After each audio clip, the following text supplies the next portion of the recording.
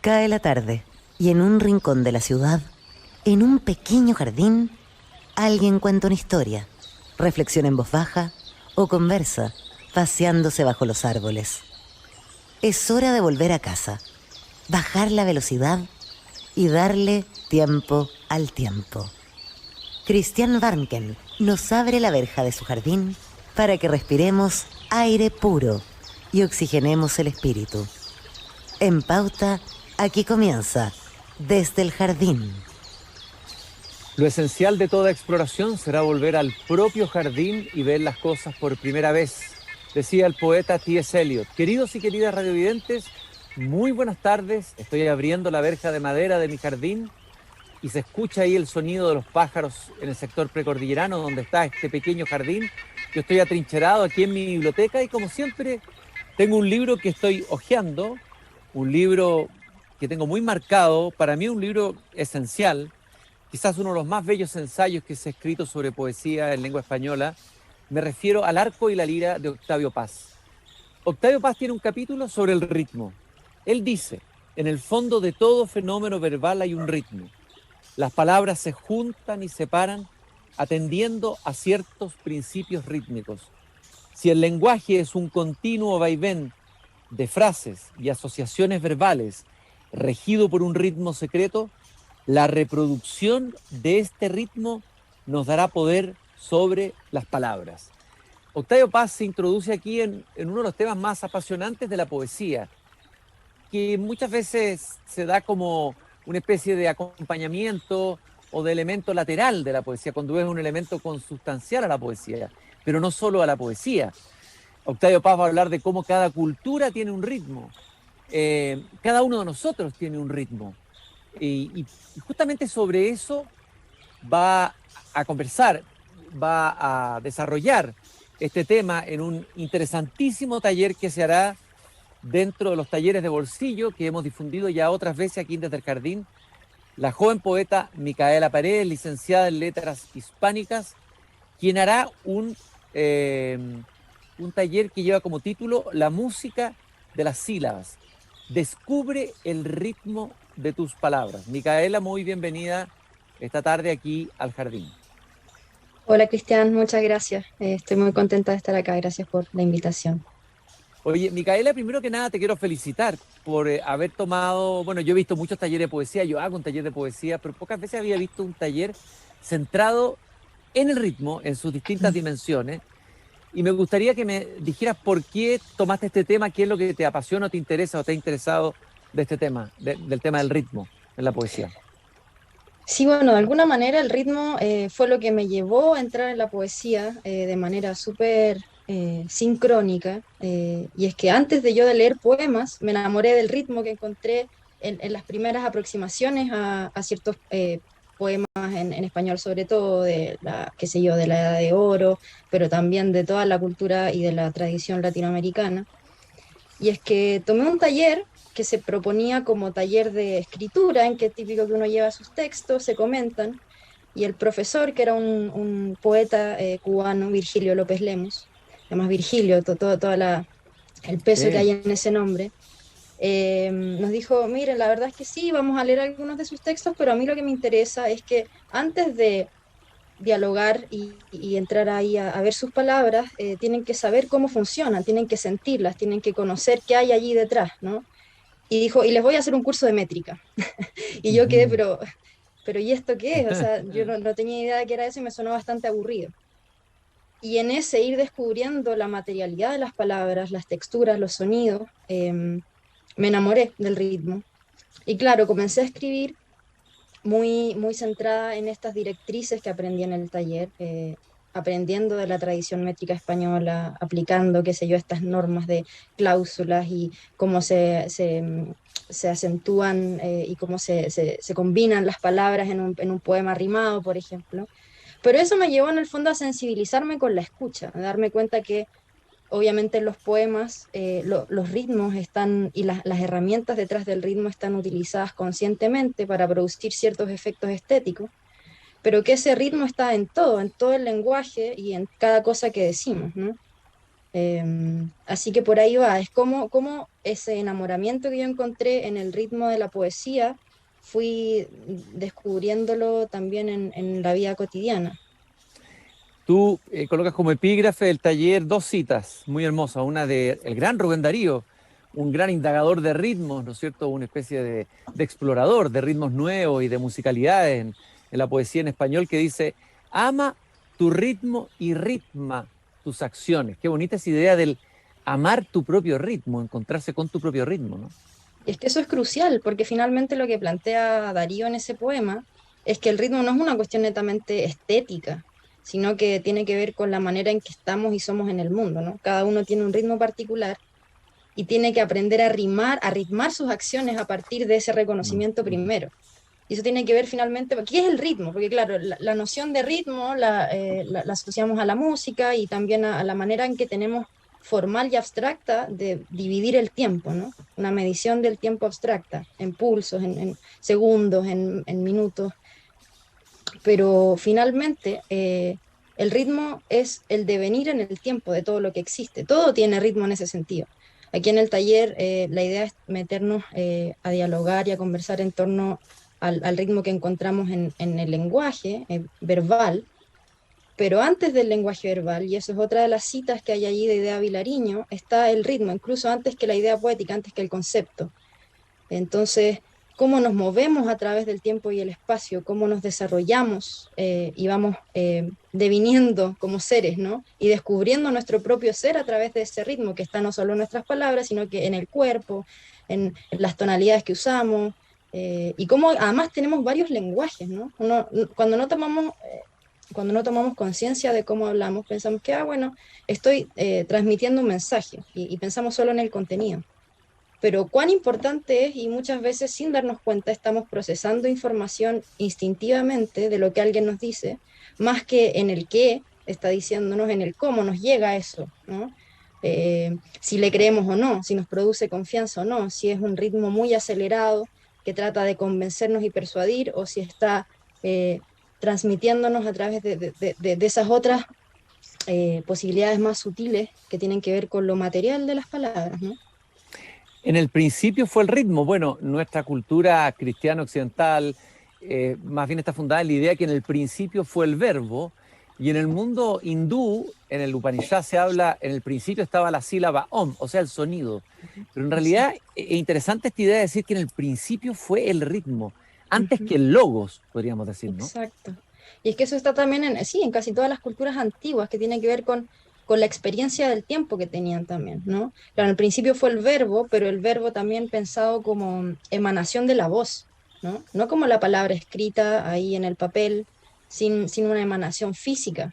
El sonido al final es el que crea realidad. Y por ejemplo, los egipcios también tenían la noción de que el dios Ra, o Atum, dependiendo de la tradición, que era el máximo dios, el dios Sol, producía a los otros dioses a través del lenguaje, y Tot, por ejemplo, que era el encargado de la magia, de la sabiduría y de las palabras y de la escritura jeroglífica, era la lengua de el corazón, que era el dios Ra, ¿no? Entonces, esa conexión también entre corazón y lengua. Y hay otra cita que recuerdo ahora de Paracelso que es hermosa, en que dice, el órgano del habla no es la lengua, es el corazón. Mm. Déjame oírte hablar y te diré cómo es tu corazón. Qué ¿No? hermoso, precioso. Bueno, el corazón es un órgano pensante y un órgano sintiente. Para los padres del desierto era el órgano más importante, los místicos de los padres del desierto, Ujú. el corazón. Y también hay un capítulo dentro de tu taller que lleva como título La poesía está en el cosmos, y ahí tú colocas esta, a ver, esta oposición, podríamos decir, de entender la poesía como un género literario, que sería la manera más académica como se enseña la literatura en los colegios, a entender la poesía como una forma de habitar el cosmos, ¿no? Quizás me gustaría que explorara, incluso tiene una lista de autores ahí fascinante, está Jung, está la gran Ujú. María Zambrano, que me Sí. encanta, que la admiro muchísimo, amo a esa mujer. Fernando Pessoa, Somos bueno, tienes dos. una... Uy, María Zambrano es mi ídola. Tengo una Sí. foto para ir a la biblioteca, tengo todos sus libros, es extraordinaria María Zambrano. Bueno, justamente, por ejemplo, María Zambrano, a través de toda su obra, desarrolla la idea de razón poética, Mm. que de alguna manera suena un poco contradictorio así de buenas a primeras, Y es que es una forma de habitar el mundo, que muchas veces termina decantando en eh, ciertas actividades artísticas, como la poesía, como la literatura, pero que en el fondo es una manera de ser, ¿no? Cómo el ser se va desarrollando a través de su existencia y del tiempo, metafóricamente, o sea, la vida que construimos en el día a día, en el cotidiano, eh, es poética, ¿no? En el sentido de que pasa por todo el procesamiento que tenemos del lenguaje, que es una manera de interpretación de la realidad, ¿no? Entonces, claro, cómo devolverle eh, a la poesía ese estatuto que va mucho más allá de un género literario. O sea, hay personas que nos apasionamos y que amamos la poesía, que leemos poemas todos los días, que estamos metidos en ese ámbito, pero todos tenemos la posibilidad de acceder a una experiencia poética del mundo, aunque no nos guste la poesía como género literario, Mm, ¿no? Y mm. eso tiene que ver con una sensibilización, una percepción distinta de lo real. Y ahí me acuerdo de otro autor que está muy en diálogo con esta idea de razón poética de Zambrano, que es James Hillman, que es un psicólogo analítico, que a Sí, partir de Jung sí, crea todo un buenísimo. asunto, y él habla James del Hill. pensamiento del corazón, y Sí. de cómo a través de esta respuesta estética ante el mundo, que vendría a ser una respuesta poética, le devolvemos el alma a las cosas, ¿no? Solemos interactuar con el mundo pensando que todo lo que nos rodea son meros objetos muertos, inertes, ¿no? Y que nosotros somos Claro. los que estamos siempre otorgando sentidos y significados a lo que nos rodea. Entonces, Gilman dice, ¿qué pasa si comprendemos o le damos la oportunidad al mundo de que también nos abra su alma, ¿no? No somos Claro, solo nosotros los que estamos interactuando con el mundo, sino que el mundo está nutriéndonos con su propia alma. claro, Y es eso sería una experiencia poética. claro, ese es el anima mundi que de alguna manera desapareció Exacto. cuando la razón, no la razón de que Ana María Zambrano, la otra razón, la razón reductivista, hizo esa separación tan brutal y nos separó de ese diálogo interno que teníamos con el mundo.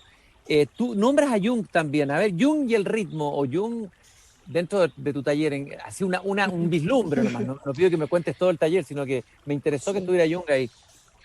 Bueno, es que en este caso Jung no habla directamente del ritmo, pero yo lo que voy a tratar de hacer allí es entrar en esta dinámica de comprender que el lenguaje y nuestra manera de estar en el mundo eh, conlleva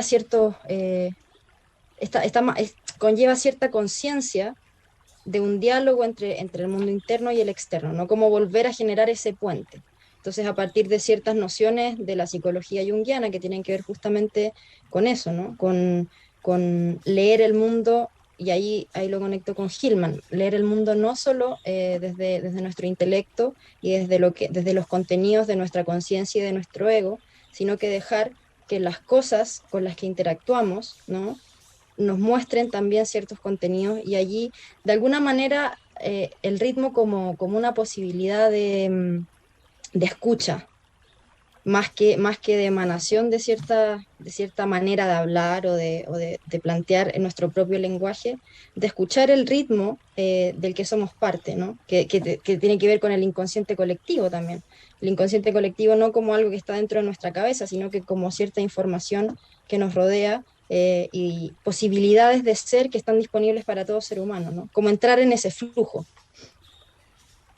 Estoy conversando con Micaela Paredes, licenciada en Letras Hispánicas, poeta, y ella va a desarrollar este interesantísimo taller, La música de las sílabas, descubre el ritmo de tus palabras. El taller parte el miércoles 11 de mayo a las 19:30 horas. Todos los interesados tienen que buscarlo en talleresdebolsillo.cl. Uno de los temas de tu taller o de las experiencias que se van a vivir en tu taller es la de escuchar y plasmar los propios ritmos, es decir, Uh -huh. hay todo un trabajo muy interesante, así como se habla de la tarea del autoconocimiento. Bueno, esto es una especie de autoconocimiento a través del ritmo, descubrir cuál es mi propio ritmo. Uh -huh.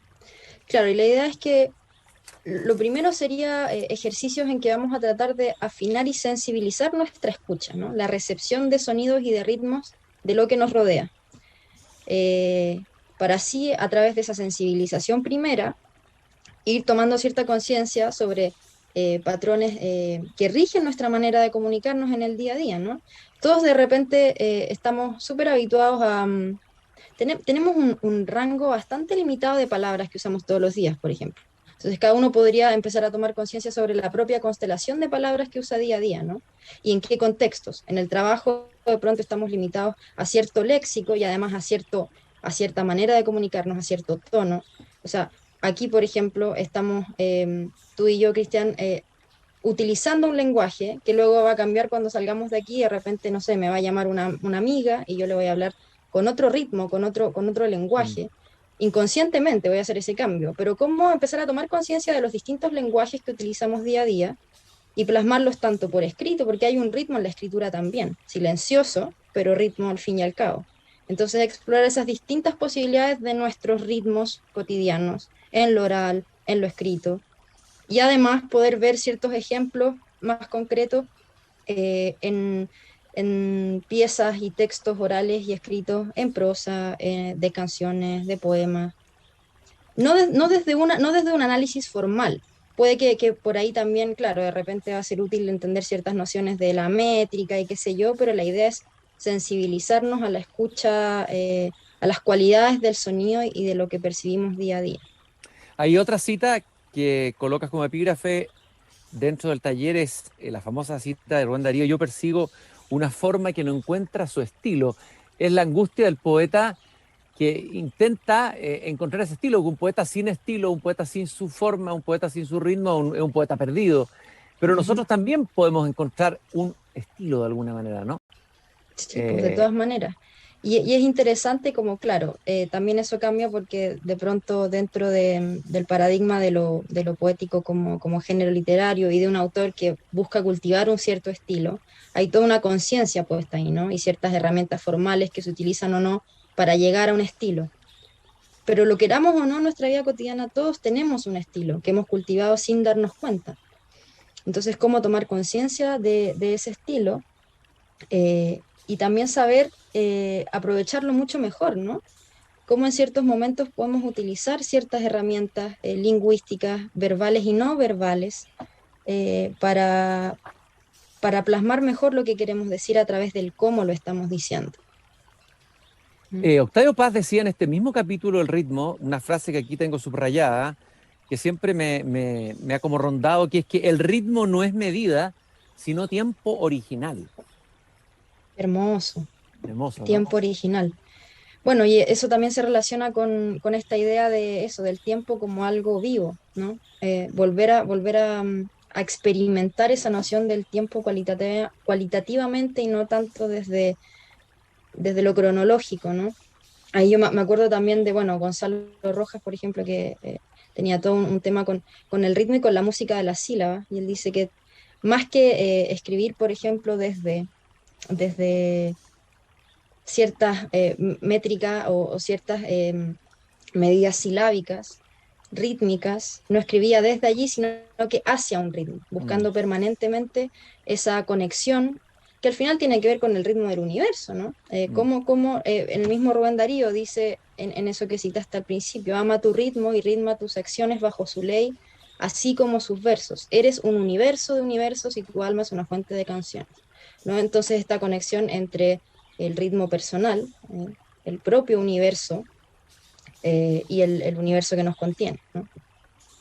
Y ese otro verso famoso de Rubén Darío que está ahí en el Parque Forestal, en esa fuente donde se pasea la generación del 50, que dice: y por eso ser sincero es ser potente. De alguna manera, encontrar tu propio ritmo es de alguna manera encontrar tu ser más auténtico, o sea, conectarte con tu Exacto. autenticidad, Con tu ¿no? verdad, Con exacto. tu verdad, Sí. que no es una verdad teórica. Eso es lo interesante de lo que tú planteas aquí en tu taller, sino que es una verdad que se da en el cuerpo, además. ¿Ah? En el De- cuerpo, claro.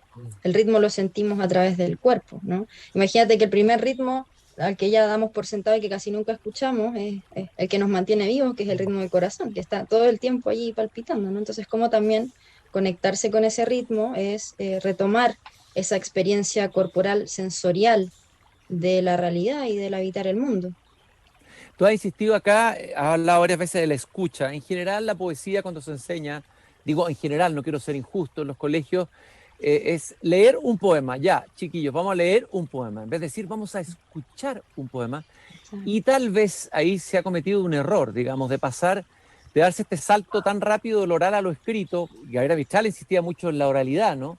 En la escucha. Cuán importante, me da la impresión que tu taller va mucho en la línea de la escucha, Ujú. más que de la lectura. Totalmente. Sí, pues es complejo eso, ¿no? Como con nuestra cultura letrada escrita, esa dimensión tan importante y esencial de la poesía y del lenguaje en general, que es la oralidad, ¿no? La voz que se emana como sonido concreto, como materialidad, se ha perdido. Eh, y cómo nos hemos insensibilizado frente a eso, ¿no? Entonces la idea, claro, es empezar a escuchar de nuevo. Para desde ahí también hablar, ¿no? El hablar también es una escucha y nos hemos olvidado de escuchar, ya casi nadie se escucha con nadie, eso lo vemos todos los días, Mm, en todo ámbito de cosas. sí, Entonces, ¿qué sí. pasa si volvemos a escucharnos a los demás y a nosotros mismos, ¿no? Tomar conciencia de lo que estamos diciendo, cómo lo estamos diciendo. Por ahí va un poco el objetivo principal del taller, el sensibilizarnos de nuevo con la escucha del mundo. ¿Qué es lo que propone además, por ejemplo, yo pensaba la presentación hermosa de este programa? Detenerse, darle tiempo al tiempo, ¿no? Sí, darle Eh, tiempo al tiempo, lógico. Que tiene que ver también entrar en el kairos que en cronos, ¿no? En el verdadero tiempo, en el tiempo del origen, etcétera. Hay muchos autores que vas a visitar, incluso me llamó la atención en el capítulo 3 o en la sesión 3 vas a hablar de la masa sonora de las palabras y vas a ujú, ver poetas muy variados y distintos, Anguita, Violeta Parra, ujú. Rafael Rubio, Gabriela Mistral, una variedad de ritmos distintos, cada uno de ellos es una manera de poetizar y de ritmar, ¿no? Exacto, y la idea es que eso, pues a través de esa variedad así bien, bien diversa, poder empezar a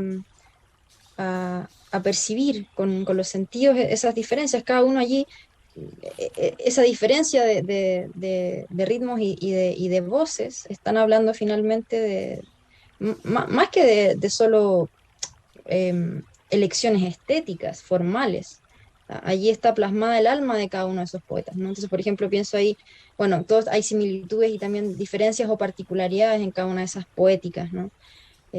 Ahora que mencionabas a Rafael Rubio, que importante ha sido para mí también en mi propio proceso, eh, acercarme como él a ese goce de lo Sí. material, ¿no? Él cuántas veces dijo que su misma aproximación a los poemas al principio fue leyendo y escuchando a su abuelo recitar poemas del Siglo de Oro, en que no entendía absolutamente nada del contenido, pero daba lo mismo porque era una experiencia tan gozosa a nivel sensorial que eso le estaba transmitiendo, quizás de maneras que él no comprendía con su intelecto, pero que lo llevaron a meterse en ese flujo, ¿no? Claro, ha pasado a mucha gente que ha ido a escuchar a Rafael Rubio y a veces te deja llevar como un mantra. Finalmente, los trigales, me Exacto. acuerdo del poema de los trigales, bueno, ese poema de los primeros, pero tiene otro, y son verdaderos mantras y algo va pasando, una experiencia ocurre ahí que no Ujú. tiene que ver con entender racionalmente el poema, ¿no? Para Sino nada, que no. entrar en otro tipo de entendimiento. Ujú. Bueno, y yo creo que la verdadera enseñanza de la poesía debiera ir en esa línea que tú vas a ver en este interesantísimo taller. Entonces, todos aquellos que nos han escuchado esta conversación y quieran profundizar en este apasionante tema de la música de las sílabas y el ritmo de las propias palabras, el miércoles 11 de mayo parte el taller a las 19:30 horas, un taller dictado por la poeta Micaela Paredes en Talleres de Bolsillo. Pero antes de cerrar el programa, Micaela, me gustaría dos cosas. Me gustaría abusar de tu buena voluntad. Primero, entiendo que tú haces el prólogo de un libro que pronto a aparecer, de la editorial de la Universidad del Paraíso, de una poeta poco valorizada tal vez o releída, pero que fue importante en su generación. Yo la encuentro una gran poeta que es María Monvel. Ujú, así es. Brevemente cuéntanos muy rápidamente de ella y a lo mejor nos puedes hablar algo del ritmo de ella, ¿no? Sí, pues. Bueno, María Monbel, estoy súper contenta con la aparición de ese libro porque de alguna manera, claro, es una poeta que Gabriela Mistral y muchas otras a nivel latinoamericano pusieron como una de las grandes poetas de América de ese entonces, ¿no? Y algo pasó en el camino que su obra se perdió, ya dejó de leerse y casi nadie sabe de María Monbel, ni siquiera en el ámbito literario Mm. específico de la academia. Y es hermoso porque una de las cosas, por ejemplo, que destaca Mistral de su poesía es esta relación tan sensible con el material verbal, ¿no? como a través de un lenguaje que es muy sencillo, que es más o menos directo, ¿no? Que no es súper elaborado, con hermético, ni con imágenes extrañas, entra en un flujo a través de esta sensibilidad rítmica, ¿no? Y así como Mistral, por ejemplo, exploró y varió o entró a diversificar los posibles ritmos dentro de la tradición hispánica cuando cultivó el eneasílabo, ¿no? Que no era un Sí, metro mm, sí. tan común. Monbel tuvo toda una exploración también de los diversos ritmos y posibilidades y escribió poemas en versos de 12 sílabas, que son poco comunes, de 10 sílabas, eh, y tuvo una relación muy íntima con las palabras. Yo creo que también como cuántas veces, y sobre todo pensando en la poesía escrita por mujeres en el pasado, ¿no? Siglo XX, se le ponía una connotación un poco peyorativa a lo íntimo, ¿no? Ah, esta es una poesía Sí, intimista que se sí, preocupa sí, de sí, las cosas que pasan sí. a puertas cerradas, pero la intimidad finalmente tiene que ver con esta relación sensible con el mundo. Y ojalá que nuestro lenguaje fuera más íntimo, ¿no? Desde luego, nuestra vida, que ojalá nuestra vida fuera más íntima. A mí me pasó con Juana Ibarburú. Mi abuela era poetisa, su seudónimo era Patricia Morgan, y era amiga de Juan Ibarburú. Y un día me mandó con una carta a Uruguay en un viaje de estudio y me dijo, Cristian, llévale esta carta a mi amiga Juana. Y yo despreciaba a todas estas poetas porque amaba a mi abuela, pero la encontraba que eran unas viejas lateras, digamos. Yo, yo leía Rimbaud y le tiré la carta nomás en Montevideo. Me perdí la oportunidad de estar No con te puedo Juana de Ibarburu. creer. Y hoy soy fervoroso de Juana de Ibarburu, una poeta íntima, pero de una profundidad.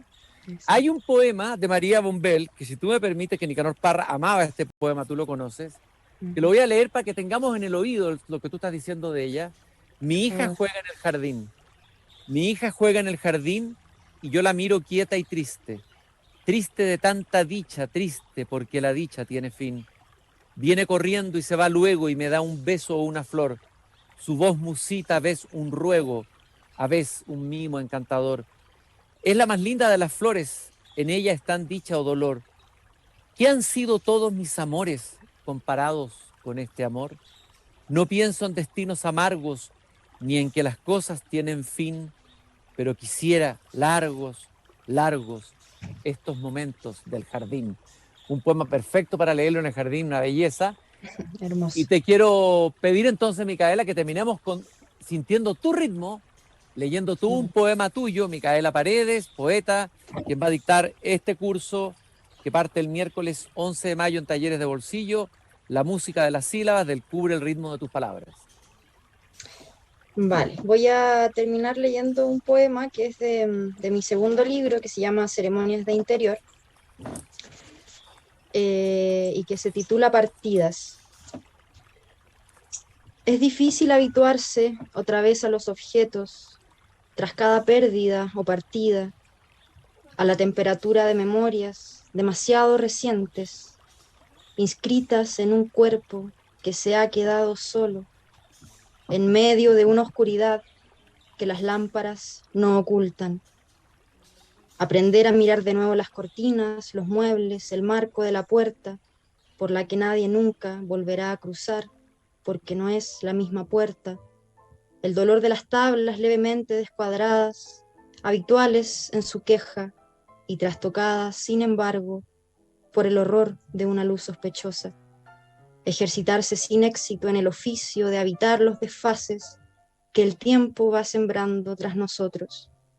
Y amar siempre y fatalmente lo que en ellos perdura, como un rezo entreoído en la orilla de un sueño. Hermosísimo poema, Micaela, muchas gracias. Gracias por regalarnos tu ritmo y aprender a mirar de nuevo las cortinas. Aquí estoy mirando la cortina que separa esta biblioteca del jardín, mirar todo de nuevo, mirar con los ojos de la poesía y con la escucha, que es escuchar el mundo por primera vez de nuevo. Muchas gracias, Micaela, gracias por haberte paseado, aunque sea virtualmente, esta tarde en el jardín. Muchas gracias a ti, Cristian, y eso, a mirar de nuevo y a escuchar de nuevo el mundo. Muchas gracias a todos los que nos acompañaron hoy día, queridos y queridas radiovidentes. Fíjate que yo les digo radiovidentes porque los invito a escucharme, cerrar los ojos, imaginar dónde estamos, en qué jardín estamos. Es la escucha antes que nada. Eso es la radio por lo demás. Nos encontramos mañana nuevamente aquí a las 8 de la noche cuando vuelva a abrir la verja de madera de mi jardín. Hasta mañana. Chao, Micaela. Gracias. Es hora de cerrar la verja de madera del jardín. Pero Christian Warnken la volverá a abrir todos los días de lunes a viernes a las 20 horas en Radio Pauta, cuando comience de nuevo Desde el Jardín.